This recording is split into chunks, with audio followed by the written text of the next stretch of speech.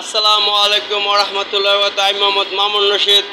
আমার আর কাউসারের মধ্যে আরেকটা কাহিনী শুনে আমার চাচাতো ভাই যে কায়েম ছোট ভাই চাচাতো ভাই কাউসার আমার মধ্যে আরেকটা কাহিনী হয়েছে ছোটবেলা দেখেন ওইটাও আমার মানে খুব দুর্বলতার কাহিনী দেখেন হয়েছে। কেমন কাহিনী হয়েছে মানে আমরা আমাদের দেশে তো আলুর দেশ, আলু বুনে বিক্রমপুর তো আলু আর ধানের দেশ, তা আলু বুনছি না তা আব্বা আমরা আলু বুনছি কোলার মধ্যে বাড়ির পাশের ক্ষেত জমি যেটা কোলা বলে আর কি।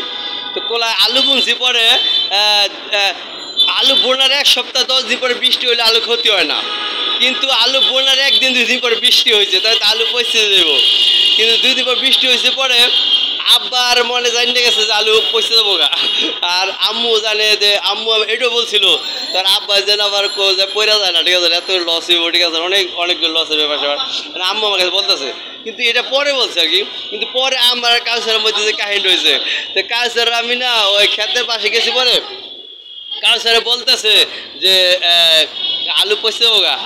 আমি না মন খারাপ করেছি, কিছু কই না, মানে নিজ ব্যবসা করার জন্য মন খারাপ হয়ে গেছে, কিছু কই না, পরে চুপচাপ রয়েছি। তো কাউসার কাছে কি একটা দেখি টেস্ট করে দেখি আলু পচছে কিনা। কাউসার কইছে ও তো খুশি খুশি, অত খেত না তো আমার খেত না, আমার মন মনে অত খুশি খুশি।